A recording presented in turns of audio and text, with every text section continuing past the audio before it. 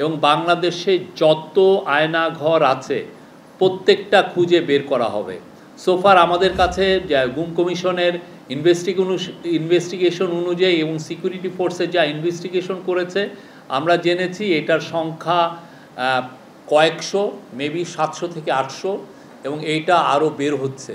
এবং এটা বোঝা যাচ্ছে যে এটা শুধুমাত্র ঢাকায় কনসেন্ট্রেট ছিল না, প্রত্যন্ত অঞ্চলেও এরকম অনেক আয়নাঘর ছিল।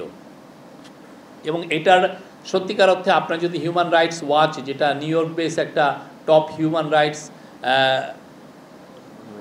অর্গানাইজেশন, তাদের যদি রিপোর্ট পড়েন সেখানে স্পষ্ট লেখা আছে, তাদেরকে সিকিউরিটি ফোর্সের অফিসাররা বলেছেন যে এই গুম এবং খুনের সাথে পতিত স্বৈরাচার শেখ হাসিনা ছিল, তার অর্ডারে এগুলো হয়েছে বেশিরভাগ।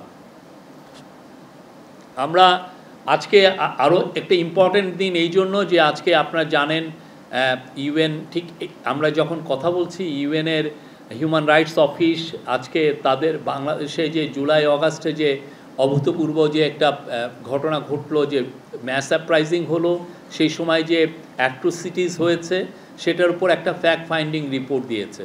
এবং এই ফ্যাক্ট ফাইন্ডিং রিপোর্টটা ছিল পুরোপুরি তাদের ইন্ডিপেন্ডেন্ট রিপোর্ট, সেখানে গভর্নমেন্টের কোনো ইনফ্লুয়েন্স নাই, গভর্নমেন্টের কোনো ধরনের কোনো এখানে রোল ছিল না।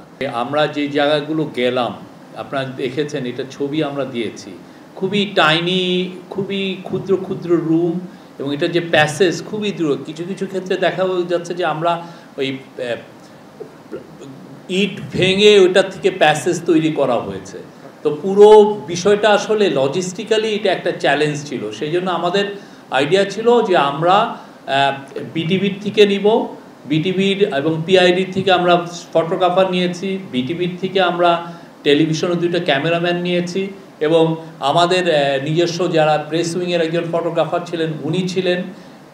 এছাড়া আমরা বাইরের থেকে নিয়েছি আল জাজিরাকে আর নেত্র নিউজ জানেন সে বাংলাদেশ ফোকাস একটা নিউজ ওয়েবসাইট, এবং তাদের এই যে আয়নাঘরের বিষয়ে তাদের যথেষ্ট অবদান আছে। তারা কিন্তু এটার সাথে ডগেডলি তারা কিন্তু এই জিনিসটা পার্সিউ করছিল সেই স্টোরিটা, তো তাদেরকে আমরা নিয়েছি।